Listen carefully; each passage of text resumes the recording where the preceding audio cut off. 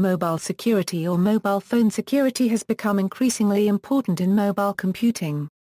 Of particular concern is the security of personal and business information now stored on smartphones. More and more users and businesses employ smartphones as communication tools, but also as a means of planning and organizing their work and private life. Within companies, these technologies are causing profound changes in the organization of information systems, and therefore they have become a source of new risks.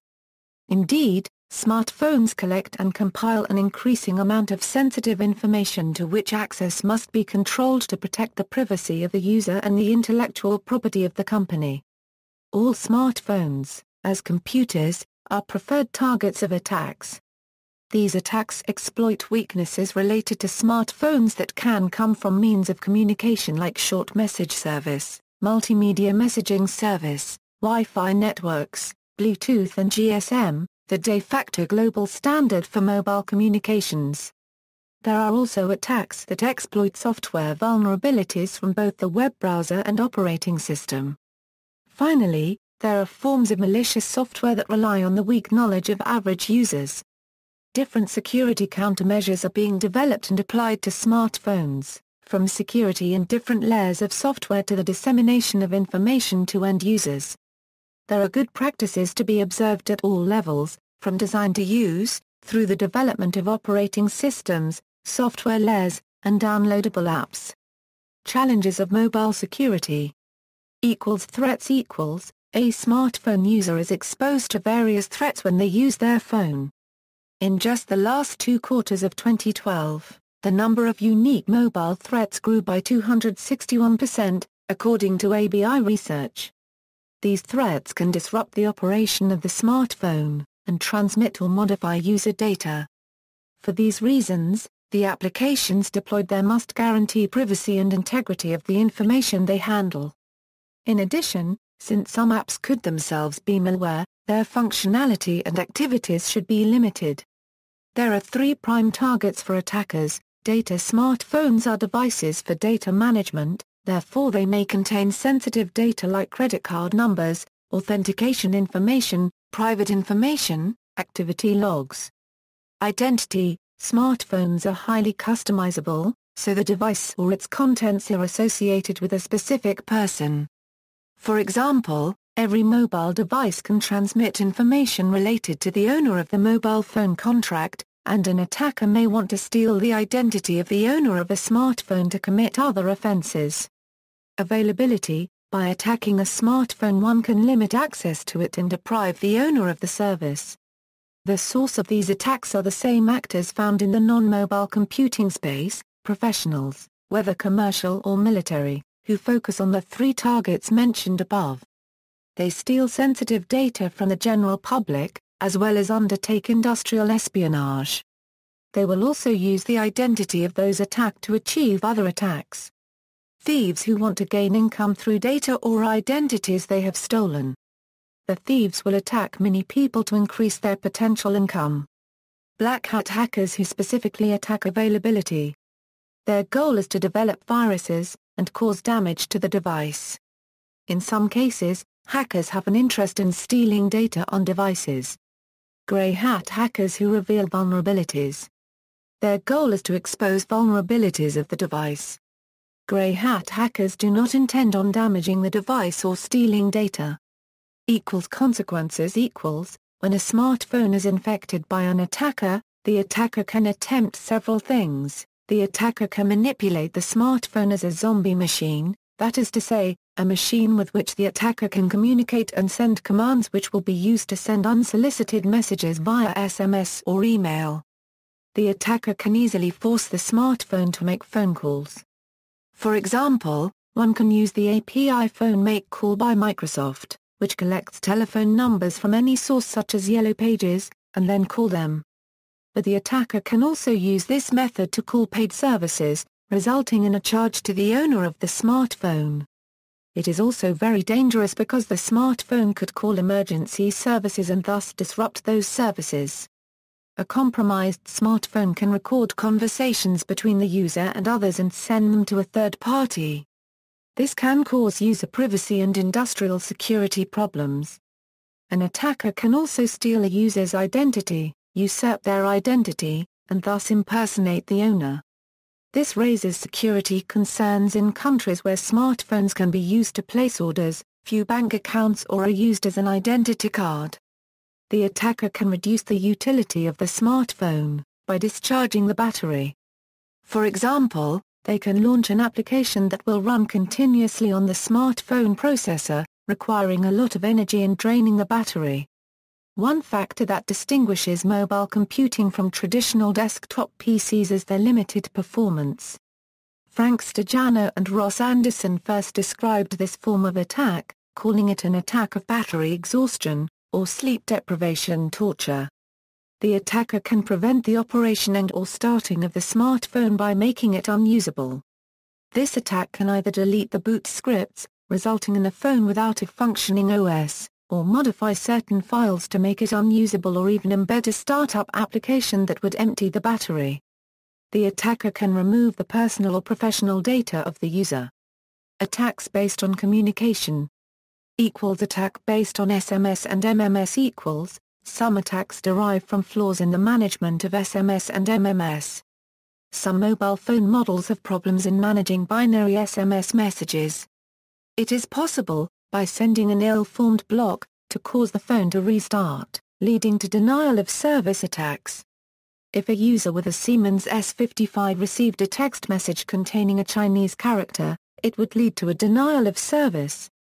In another case, while the standard requires that the maximum size of a Nokia mail address is 32 characters, some Nokia phones did not verify this standard, so if a user enters an email address over 32 characters, that leads to complete dysfunction of the email handler and puts it out of commission. This attack is called curse of silence. A study on the safety of the SMS infrastructure revealed that SMS messages sent from the Internet can be used to perform a distributed denial-of-service attack against the mobile telecommunications infrastructure of a big city. The attack exploits the delays in the delivery of messages to overload the network.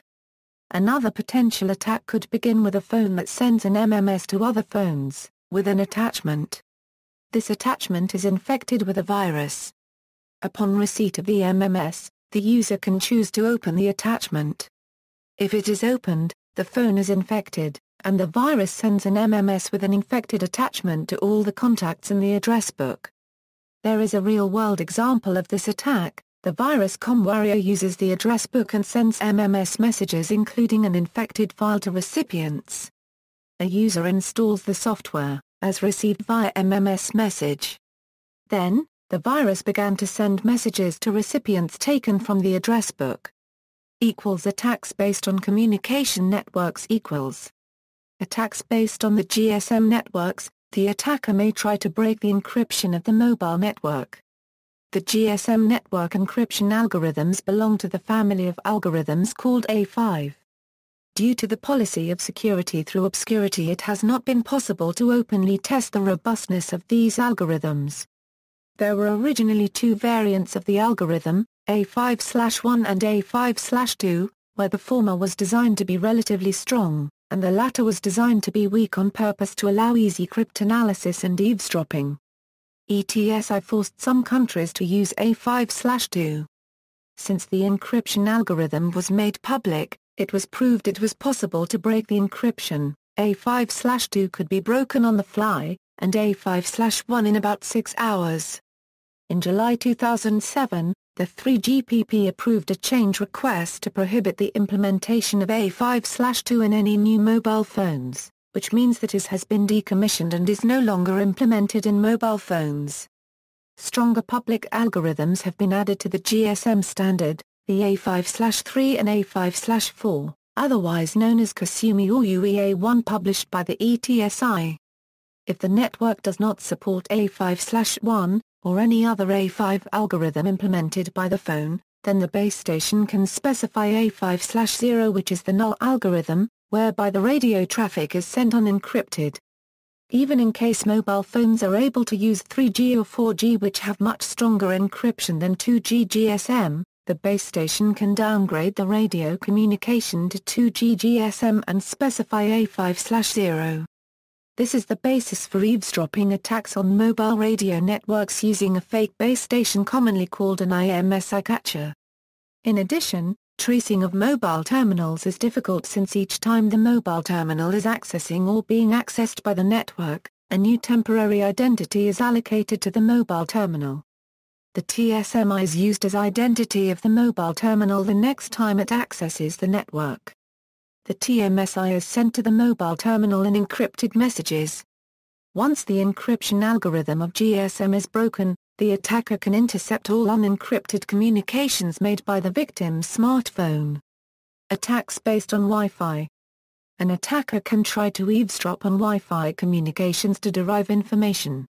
This type of attack is not unique to smartphones, but they are very vulnerable to these attacks because very often the Wi-Fi is the only means of communication they have to access the Internet. The security of wireless networks is thus an important subject.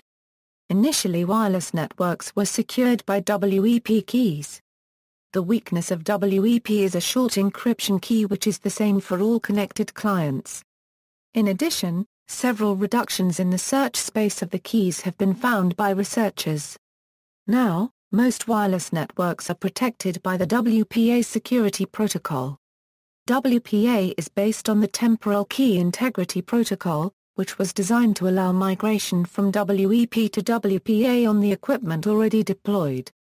The major improvements in security are the dynamic encryption keys.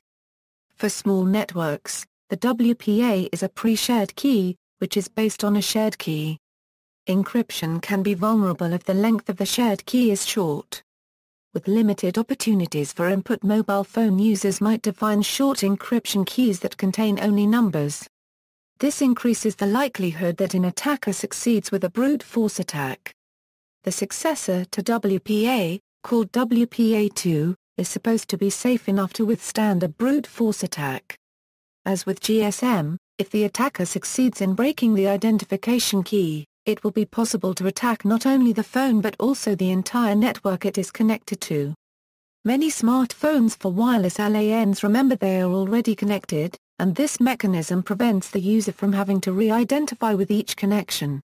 However, an attacker could create a WIF access point twin with the same parameters and characteristics as the real network.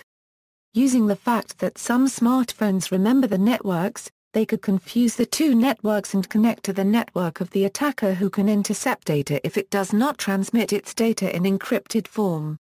LASCO is a worm that initially infects a remote device using the SIS file format. SIS file format is a script file that can be executed by the system without user interaction.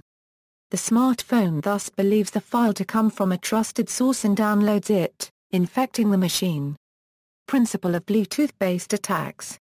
Security issues related to Bluetooth on mobile devices have been studied and have shown numerous problems on different phones. One easy-to-exploit vulnerability: unregistered services do not require authentication, and vulnerable applications have a virtual serial port used to control the phone. An attacker only needed to connect to the port to take full control of the device. Another example: a phone must be within reach and Bluetooth in discovery mode. The attacker sends a file via Bluetooth. If the recipient accepts, a virus is transmitted. For example, KBIA is a worm that spreads via Bluetooth connection. The worm searches for nearby phones with Bluetooth in discoverable mode and sends itself to the target device. The user must accept the incoming file and install the program. After installing, the worm infects the machine. Attacks based on vulnerabilities in software applications. Other attacks are based on flaws in the OS or applications on the phone. Web browser equals. The mobile web browser is an emerging attack vector for mobile devices. Just as common web browsers, mobile web browsers are extended from pure web navigation with widgets and plugins, or are completely native mobile browsers. Jailbreaking the iPhone with firmware 1.1.1 was based entirely on vulnerabilities on the web browser. As a result, the exploitation of the vulnerability described here underlines the importance of the web browser as an attack vector for mobile devices. In this case, there was a vulnerability based on a stack-based buffer overflow in a library used by the web browser. A vulnerability in the web browser for Android was discovered in October 2008. As the iPhone vulnerability above, it was due to an obsolete and vulnerable library. A significant difference with the iPhone vulnerability was Android's sandboxing architecture, which limited the effects of this vulnerability to the web browser process. Smartphones are also victims of classic piracy related to the web, phishing, malicious websites, etc. The big difference is that smartphones do not yet have strong antivirus software available. Operating system equals. Sometimes it is possible to overcome the security safeguards by modifying the operating system itself. As real-world examples, this section covers the manipulation of firmware and malicious signature certificates. These attacks are difficult. In 2004, vulnerabilities in virtual machines running on certain devices were revealed. It was possible to bypass the bytecode verifier and access the native underlying operating system. The results of this research were not published in detail.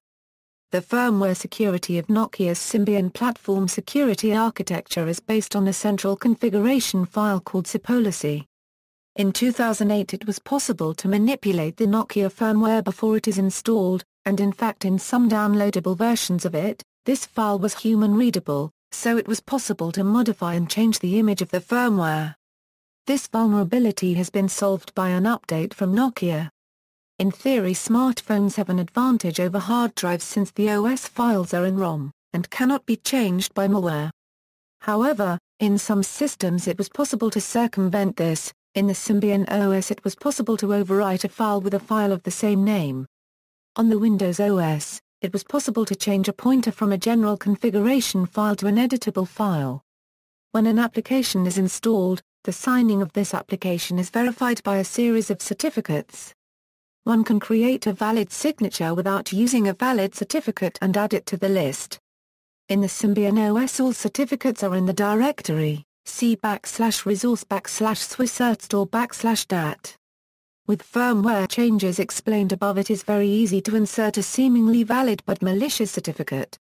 Password cracking. In 2010, researcher from the University of Pennsylvania investigated the possibility of cracking a device's password through a smudge attack. The researchers were able to discern the device password up to 68% of the time under certain conditions. Malicious software. As smartphones are a permanent point of access to the Internet, they can be compromised as easily as computers with malware. A malware is a computer program that aims to harm the system in which it resides. Trojans, worms and viruses are all considered malware. A Trojan is a program that is on the smartphone and allows external users to connect discreetly. A worm is a program that reproduces on multiple computers across a network. A virus is malicious software designed to spread to other computers by inserting itself into legitimate programs and running programs in parallel.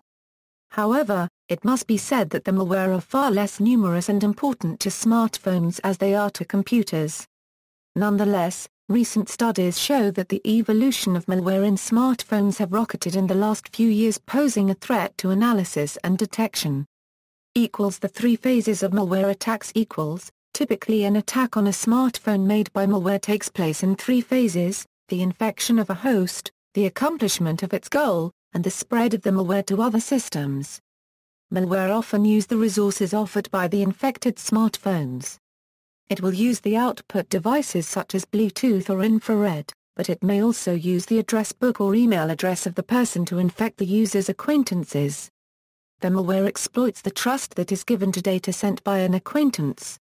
Infection. Infection is the means used by the malware to get into the smartphone. It can either use one of the faults previously presented or may use the gullibility of the user. Infections are classified into four classes according to their degree of user interaction. Explicit permission. The most benign interaction is to ask the user if it is allowed to infect the machine, clearly indicating its potential malicious behavior. This is typical behavior of a proof-of-concept malware. Implied permission. This infection is based on the fact that the user has a habit of installing software. Most Trojans try to seduce the user into installing attractive applications that actually contain malware. Common interaction. This infection is related to a common behavior, such as opening an MMS or email. No interaction. The last class of infection is the most dangerous. Indeed, a worm that could infect a smartphone and could infect other smartphones without any interaction would be catastrophic. Fortunately, at this time there haven't been any examples. Accomplishment of its goal. Once the malware has infected a phone, it will also seek to accomplish its goal, which is usually one of the following: monetary damage, damage data and/or device, and conceal damage. Monetary damages. The attacker can steal user data and either sell them to the same user, or sell to a third party. Damage. Malware can partially damage the device, or delete or modify data on the device. Conceal damage. The two aforementioned types of damage are detectable, but the malware can also leave a backdoor for future attacks or even conduct wiretaps. Spread to other systems. Once the malware has infected a smartphone, it always aims to spread one way or another. It can spread through proximate devices using Wi-Fi, Bluetooth and infrared. It can also spread using remote networks such as telephone calls or SMS or emails. Examples of malware. Here are various malware that exist in the world of smartphones with a short description of each. Viruses and Trojans. Kbia is the name of a computer worm developed in 2004 that is designed to infect mobile phones running Symbian OS. It is believed to be the first computer worm that can infect mobile phones. ComWarrior, found March 7, 2005, is the first worm that can infect many machines from MMS. It is sent in the form of an archive file ComWarrior zip that contains a file ComWarrior SIS. When this file is executed, ComWarrior attempts to connect to nearby devices by Bluetooth or infrared under a random name. It then attempts to send MMS message to the contacts in the smartphone with different header messages for each person, who receive the MMS and often open them without further verification. Fade is the first Palm OS virus that was discovered. It transfers to the Palm from a PC via synchronization. It infects all applications that are in the smartphone and it embeds its own code to function without the user and the system detecting it. All that the system will detect is that its usual applications are functioning. Red Browser is a Trojan which is based on Java. The Trojan masquerades as a program called Red Browser, which allows the user to visit websites without a WAP connection. During application installation, the user sees a request on their phone that the application needs permission to send messages. Therefore, if the user accepts, Red Browser can send SMS to paid call centers.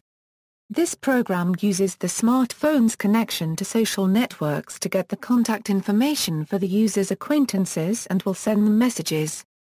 WinSpm Cryptic A is a malicious software on Windows Mobile which aims to earn money for its authors. It uses the infestation of memory cards that are inserted in the smartphone to spread more effectively. Card Trap is a virus that is available on different types of smartphone, which aims to deactivate the system and third-party applications. It works by replacing the files used to start the smartphone and applications to prevent them from executing.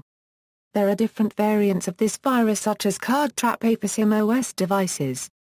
It also infects the memory card with malware capable of infecting Windows. Spyware. FlexXP is an application that can be considered as a Trojan, based on Symbian. The program sends all information received and sent from the smartphone to a FlexXP server.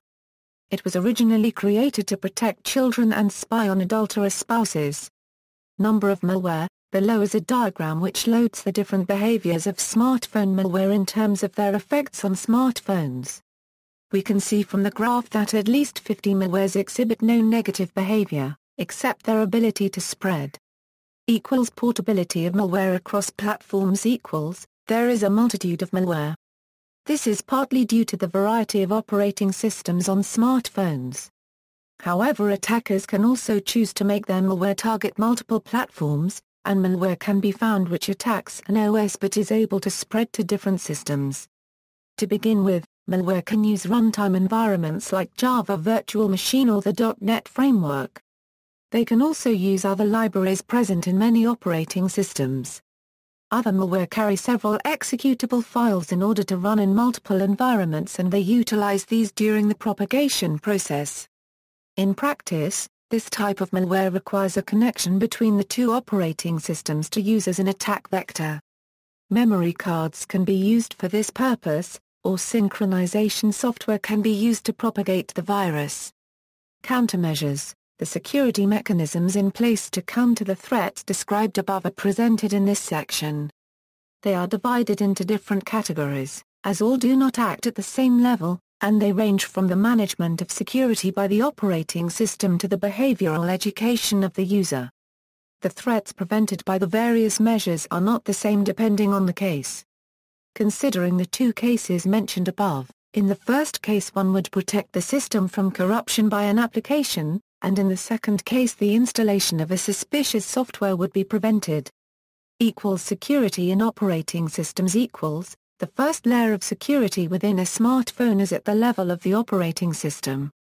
Beyond the usual roles of an operating system on a smartphone, it must also establish the protocols for introducing external applications and data without introducing risk.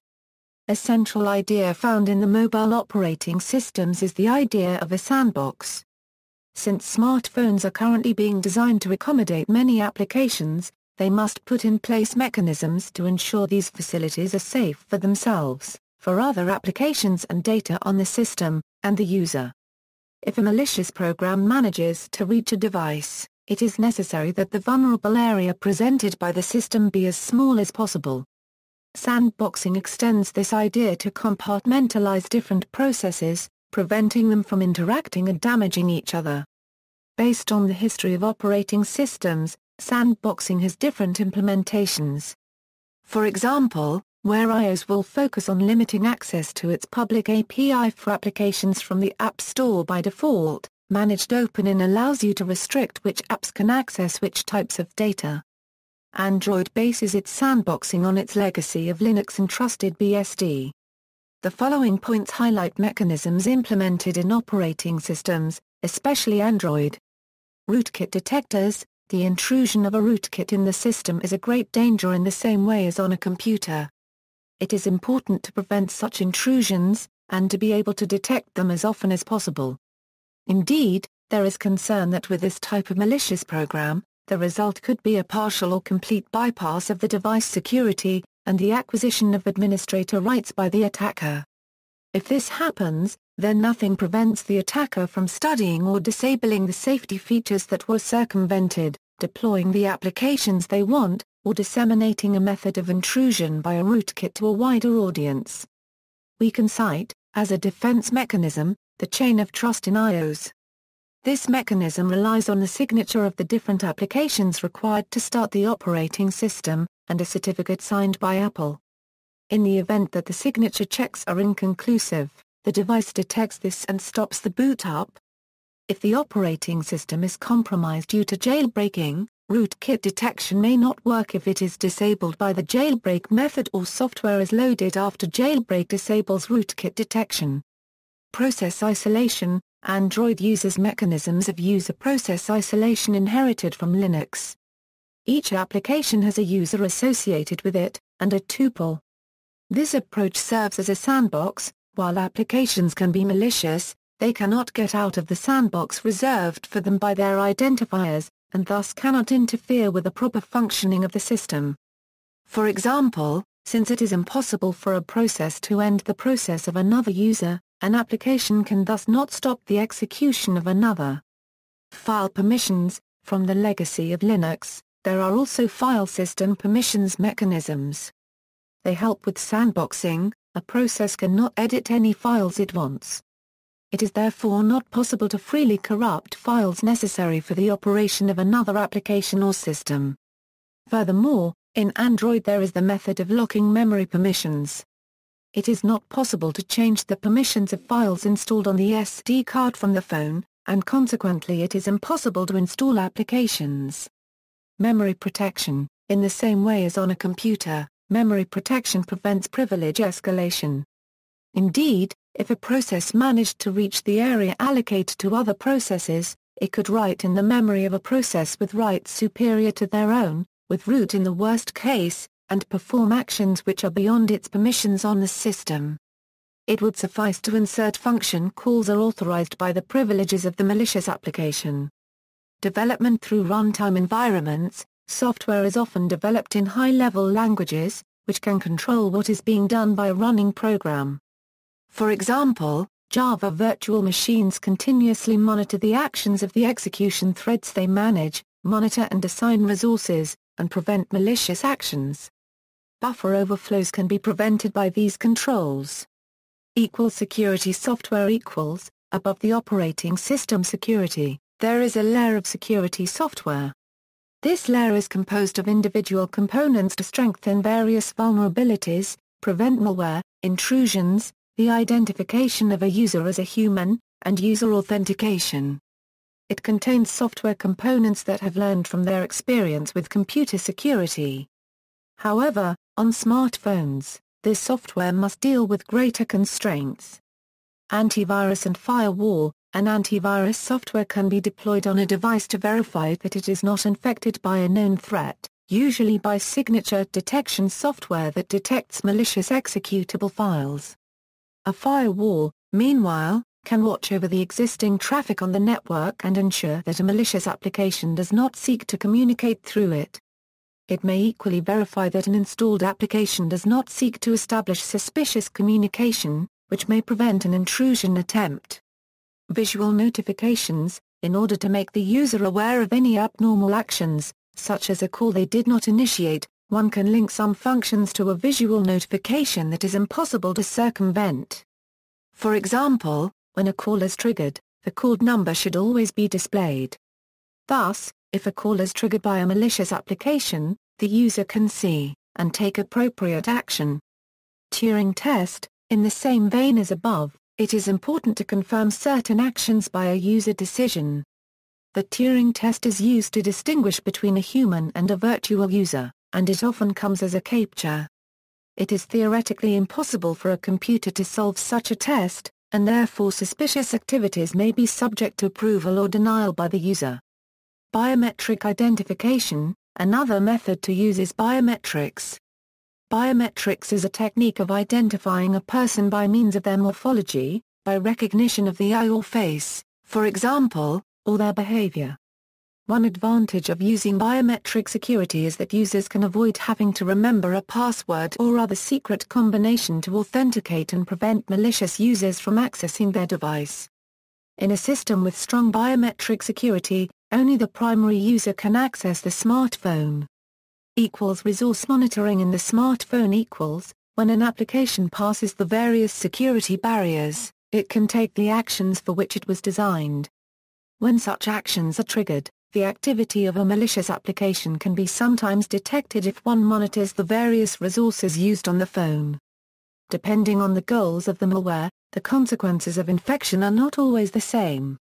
All malicious applications are not intended to harm the devices on which they are deployed. The following sections describe different ways to detect suspicious activity. Battery. Some malware is aimed at exhausting the energy resources of the phone. Monitoring the energy consumption of the phone can be a way to detect certain malware applications. Memory usage. Memory usage is inherent in any application. However, if one finds that a substantial proportion of memory is used by an application, it may be flagged as suspicious. Network traffic. On a smartphone, many applications are bound to connect via the network, as part of their normal operation. However, an application using a lot of bandwidth can be strongly suspected of attempting to communicate a lot of information, and disseminate data to many other devices. This observation only allows a suspicion, because some legitimate applications can be very resource-intensive in terms of network communications, the best example being streaming video. Services. One can monitor the activity of various services of a smartphone. During certain moments, some services should not be active, and if one is detected, the application should be suspected. For example, the sending of an SMS when the user is filming video. This communication does not make sense and is suspicious. Malware may attempt to send SMS while its activity is masked, The various points mentioned above are only indications and do not provide certainty about the legitimacy of the activity of an application. However, these criteria can help target suspicious applications, especially if several criteria are combined. Network surveillance network traffic exchanged by phones can be monitored. One can place safeguards in network routing points in order to detect abnormal behavior. As the mobile's use of network protocols is much more constrained than that of a computer, expected network data streams can be predicted, which permits detection of anomalies in mobile networks. Spam filters. As is the case with email exchanges, we can detect a spam campaign through means of mobile communications. It is therefore possible to detect and minimize this kind of attempt by filters deployed on network infrastructure that is relaying these messages. Encryption of stored or transmitted information, because it is always possible that data exchanged can be intercepted, communications, or even information storage, can rely on encryption to prevent a malicious entity from using any data obtained during communications. However, this poses the problem of key exchange for encryption algorithms, which requires a secure channel. Telecom network monitoring. The networks for SMS and MMS exhibit predictable behavior, and there is not as much liberty compared with what one can do with protocols such as TCP or UDP. This implies that one cannot predict the use made of the common protocols of the web. One might generate very little traffic by consulting simple pages, rarely, or generate heavy traffic by using video streaming. On the other hand, messages exchanged via mobile phone have a framework and a specific model, and the user does not, in a normal case, have the freedom to intervene in the details of these communications. Therefore, if an abnormality is found in the flux of network data in the mobile networks, the potential threat can be quickly detected. Manufacturer surveillance. In the production and distribution chain for mobile devices, it is the responsibility of manufacturers to ensure that devices are delivered in a basic configuration without vulnerabilities. Most users are not experts and many of them are not aware of the existence of security vulnerabilities, so the device configuration as provided by manufacturers will be retained by many users. Below are listed several points which manufacturers should consider. Remove debug mode. Phones are sometimes set in a debug mode during manufacturing, but this mode must be disabled before the phone is sold. This mode allows access to different features, not intended for routine use by a user. Due to the speed of development and production, distractions occur and some devices are sold in debug mode. This kind of deployment exposes mobile devices to exploits that utilize this oversight. Default settings. When a smartphone is sold, its default settings must be correct, and not leave security gaps. The default configuration is not always changed, so a good initial setup is essential for users. There are, for example, default configurations that are vulnerable to denial of service attacks. Security audit of apps. Along with smartphones, app stores have emerged. A user finds themselves facing a huge range of applications. This is especially true for providers who manage app stores because they are tasked with examining the apps provided, from different points of view. The security audit should be particularly cautious, because if a fault is not detected, the application can spread very quickly within a few days, and infect a significant number of devices. Detect suspicious applications demanding rights. When installing applications, it is good to warn the user against sets of permissions that, grouped together, seem potentially dangerous, or at least suspicious.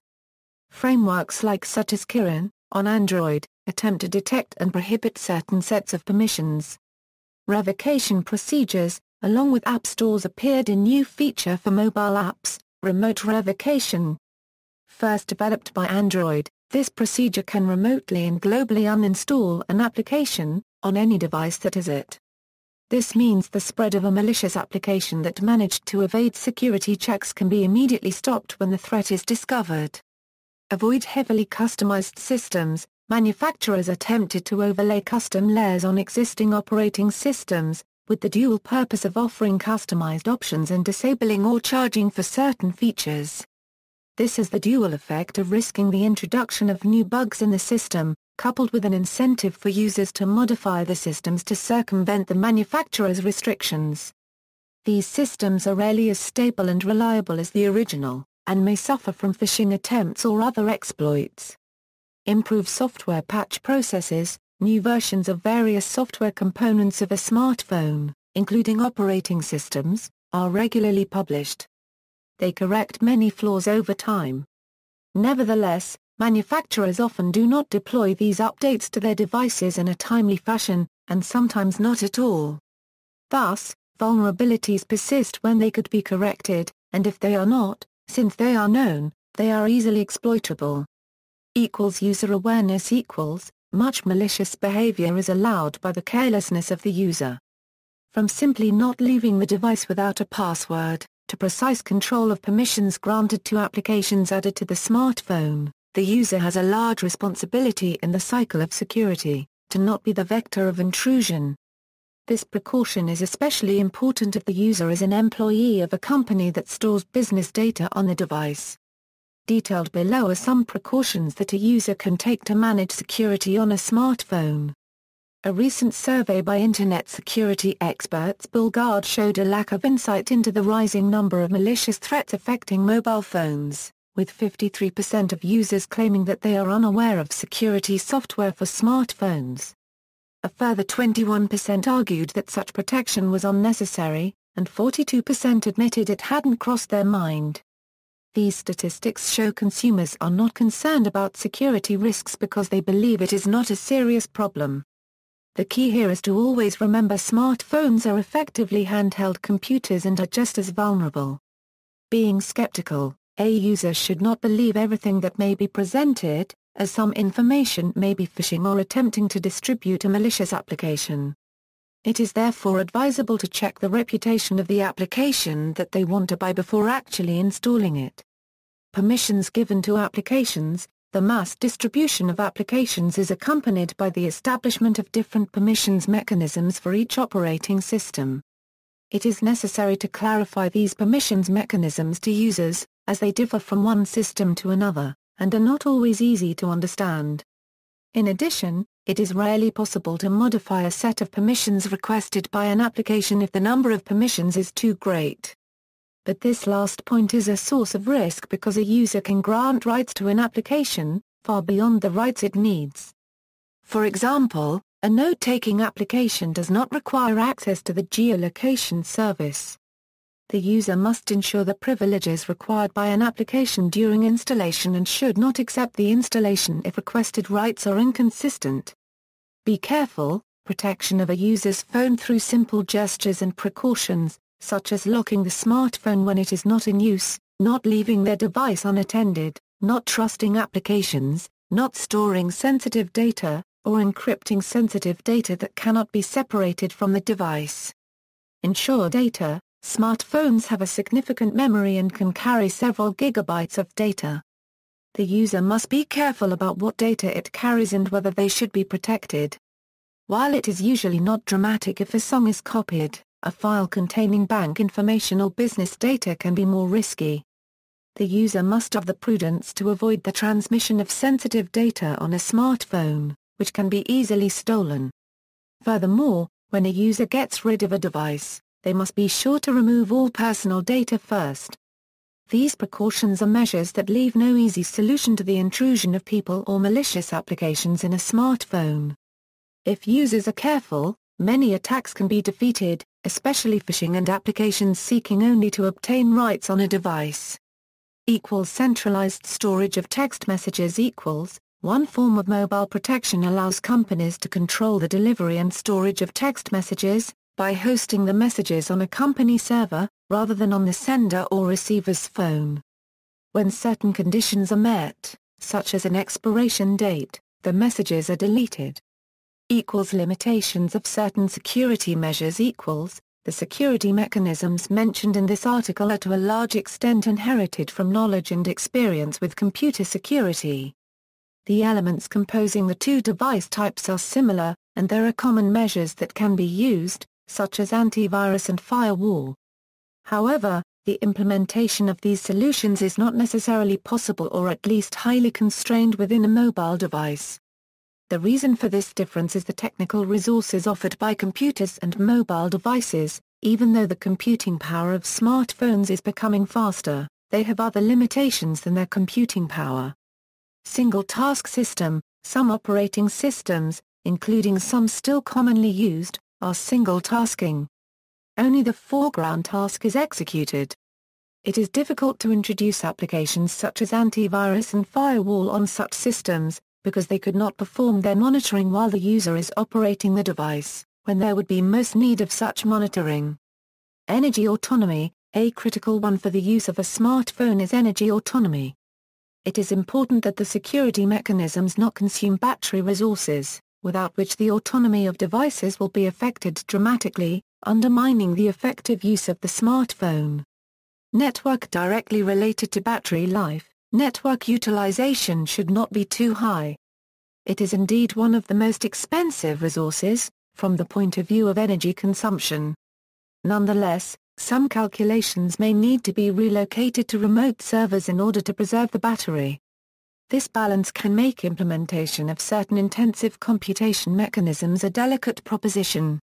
Furthermore, it should be noted that it is common to find that updates exist, or can be developed or deployed, but this is not always done. One can, for example, find a user who does not know that there is a newer version of the operating system compatible with a smartphone, or a user may discover known vulnerabilities that are not corrected until the end of a long development cycle, which allows time to exploit the loopholes. Next generation of mobile security. There is expected to be 4 mobile environments that will make up the security framework. Rich operating system. In this category will fall traditional mobile OS like Android, iOS, Symbian OS or Windows Phone. They will provide the traditional functionality and security of an OS to the applications. Secure operating system. A secure kernel which will run in parallel with a fully featured rich OS, on the same processor core. It will include drivers for the rich OS to communicate with the secure kernel. The trusted infrastructure could include interfaces like the display or keypad to regions of PCIe address space and memories. Trusted execution environment, made up of hardware and software. It helps in the control of access rights and houses sensitive applications, which need to be isolated from the rich OS. It effectively acts as a firewall between the a normal world and a secure world. Secure element. The SE consists of tamper-resistant hardware and associated software. It can provide high levels of security and work in tandem with the T. The SE will be mandatory for hosting proximity payment applications or official electronic signatures. See also: telephone tapping, phone hacking, browser security, computer security, mobile virus, wireless public key infrastructure, wireless security, mobile secure gateway. Notes. References. Books articles. Further reading. External links. How applications lead your mobile to be hacked. UJJWAL Sahey.